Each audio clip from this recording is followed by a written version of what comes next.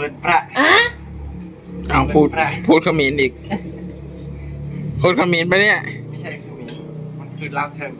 哎呦我的妈！ลองพูดภาษาลาวเทิงสิ พูดโบเป็นว่าโบเป็นเราเป็นสองสามคำติแม่นออกมั้ง คือเราสอนนะคือเราเชิญจ้าอาหารเสาเขาก็ถืออาหารเขาถือมาให้เลยนะผัดกะเพราหมูสับไข่ดาวผัดกะปิหมูผัดกะปิอาหารเขาแต่บางที่บางคนก็อยากกินเด้งเนาะ ยังแซ่บเลิกงานเดียวกระพองทำความสะอาดดิมาเห็นงานวันสุดท้าย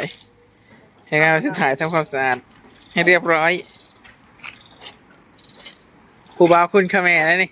ผู้บ่าวคอมเมนต์โบแมนผู้บ่าวคอมเมนต์ ผู้บ่าวยัง ผู้บ่าวสวรรค์เขต สตี บ่ลืมโอ้ตั้ง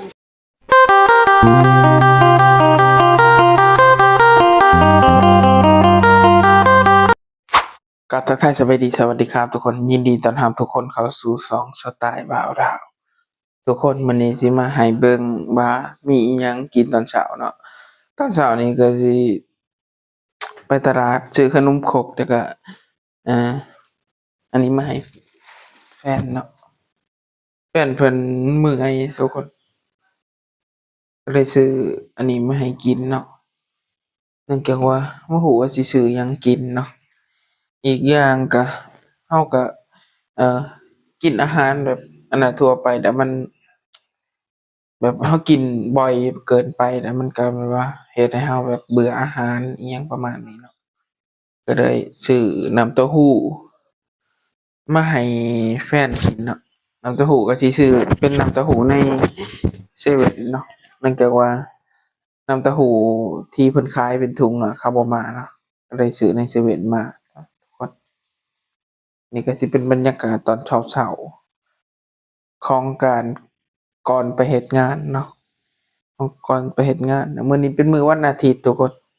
มื้อนี้เป็นมื้อวันอาทิตย์ก็เราก็สิเฮ็ดงานเป็นมื้อสุดท้ายเนาะทุกคนเนาะเราก็สิเฮ็ดงานเป็นมื้อสุดท้ายของอาทิตย์นี้เนาะมื้ออื่นก็หยุดงานได้ทุกคนมื้ออื่นก็หยุดงานเราก็สิแบบพักผ่อนอย่างเต็มที่เนาะตอนนี้ก็เป็นเวลาประมาณ8:40 นาทีแล้วทุกคนเอ้ย8:40แล้วก็สิเตรียมตัวไปเฮ็ดงานเนาะคือเก่าเฮ็ดงานวันสุดท้ายเมื่อวานนี้ลูกค้าหลายแฮงกินข้าวแค่คาบเดียวเท่านั้นทุกคนเนื่องจากว่าบ่มีเวลากินเนาะบ่มีเวลากินแน่แล้วก็เพราะว่าทางห้างเพิ่นซื้อข้าวให้1มื้อเนาะ1คาบเนาะก็เลยตอนเลิกๆมาก็เลยหิวทุกคนก็เลยไปซื้อเห็ดเข็มกับผักกาดขาวมากินตอนเช้ามากินตอนกลางคืนเนาะแล้วก็เพิ่งตื่นมานี่แหละทุกคนก็สิประมาณนี้แหละเนาะชีวิตแรงงานอาชีพแบบเลี้ยงไว้ก็สิเตรียมของไปเฮ็ดงานกันแล้วทุกคนเด้อไปเจอกันอยู่บ่เฮ็ดงานเนาะถ้ามีเวลาว่างก็สิถ่ายให้เบิ่งเนาะสิถ่ายบรรยากาศตอนเพื่อนร่วมงานกินข้าวเนาะแล้วก็ว่าเขาสั่งอิหยังมาให้เรากินเนาะถ้ามีเวลาว่างเนาะถ้าบ่มีเวลาว่างก็สิบ่ได้ถ่ายเด้อทุกคนเด้อ ฉีกบอกเลยมึงไม่ต้องพลิกแล้วมันใหม่มาแล้ว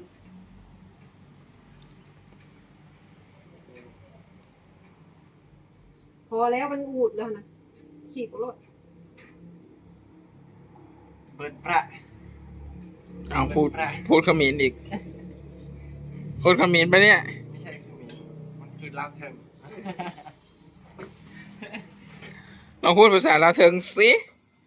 พูดโบเป็นว่าโบเป็นเราเป็นสองสามคำติแม่นออกมั้ง ผู้บ่าวสวรรค์เขตเราเชิญ จ้าจ้า อาหารเสาร์เขาก็ถืออาหารเขาถือมาให้เลยนะผัดกะเพราหมูสับไข่ดาวผัดกะปิหมูผัดกะปิอาหารเขาแต่บางที่บางคนก็อยากกินเด้งเนาะ ยิงแซ่บเขามาเฮ็ดให้มีแต่น้ำมันเขาเอาน้ำมันมาให้ บ่โอ้ไม่ใช่เนาะ กำไรอยู่ในน้ำมันเบิดกำไรนะ อ๋อใส่น้ำมันร้ายไปบ่ เนี่ยเอาไปกินข้าว อุบลสวรรณเขต ขวาแล้วแท่งเอาเมื่อวานนี้อยู่สวรรณเขตวันนี้เป็นลาเท่งเลย เขาคิดได้ เลิกงานเดียวกระพองทำความสะอาดดิมันเห็นงานวันสุดท้ายเห็นงานวันสุดท้ายทำความสะอาดให้เรียบร้อยผู้บ่าวคุณคาแม่แล้วนี่ ผู้บ่าวคอมเมนต์บ่แมนผู้บ่าวคอมเมนต์ เขาว่าเอายัง ผู้บ่าวสวรรณเขต สตี บ่ลืมโอ้ตั้งใจเอา ของพวกนั้นเทลงนี่ยังเทยังอ่ะ แก้วเทยัง จู้ผมเมื่อไป ขายอะไรขายอะไรขายอะไร เพิ่งเห็นเหรอเพิ่งเห็นว่าที่เต้าเธอสาม เฮ้ยแก้ว ว่าคุณคาแม่ สามกับสาม บ่แมนผู้บ่าวคอมเมนต์แก้วทางงานขาเด้อ ไปกระพอง ตัวไม่เล็กเลย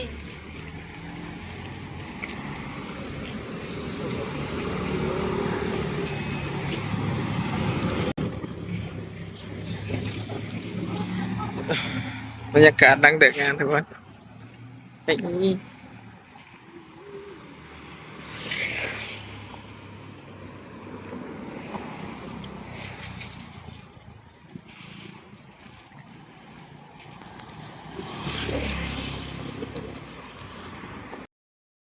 ทุกคนตอนนี้ก็เลิกงานไปทีเรียบร้อยแล้วทุกคนเนาะ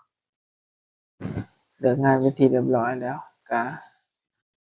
มาหอนห้องอาบน้ำแล้วก็แฟนอยากกินสุกี้ก็เฮ็ดสุกี้กินแล้วกินแล้วก็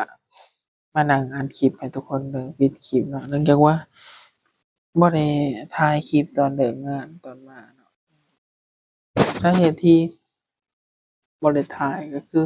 มันถ่ายแบบเก่าไปเรื่อยๆเรื่อยๆเรื่อยๆแล้วย้านทุกคนเบื่อเนาะอีกอย่างเขาก็สิเล่าออกแล้วว่าเฮาเฮ็ดงานมาแล้วก็กลับมาห้องแค่นี้ก็แค่นี้เนาะก็เลยอยากบ่อยากถ่ายได้เนาะมื้ออื่นนี่ว่าจัดเจ้านายมื้ออื่นเป็นมื้อวันหยุดเนาะแต่เจ้านายเพิ่นบอกว่าให้ไปซอยขนของอยู่ลาดกระบังเพราะว่าห้านเพิ่นอยู่ลาดกระบังเนาะเพิ่นสิย้ายห้านใหม่บ่หรือบ่อันนี้บ่แน่ใจก็เลยว่าสิไปเพราะว่าเราก็ปฏิเสธบ่เป็นเนาะอีกอย่างก็ย้านเพิ่นเว้าอีกเนาะถ้าเราบ่ไปทุกคนโอ้ยยุ่งหลายแรงทุกคนทุกคนนี่ก็คือ1วันของชีวิตแรงงานดาวที่มาเฮ็ดงานในประเทศไทยก็สิประมาณนี้เนาะมื้อนี้ก็ใช้เงินเบิดไปน่าสิประมาณ100กว่าบาทเนาะ150-60นี่แหละเนื่องจากว่าไปซื้อน้ำเต้าหู้มาให้แฟนกินแฟนเพิ่นเมื่อยเนาะไผเป็นคือกันแหน่ทุกคนประจำเดือนผู้หญิงเนาะผู้หญิงเพิ่นแฟนประจำเดือนมาบ่ปกติมา2เดือนเป็นคนที่ประจำเดือนมาบ่ปกติแรงเนาะ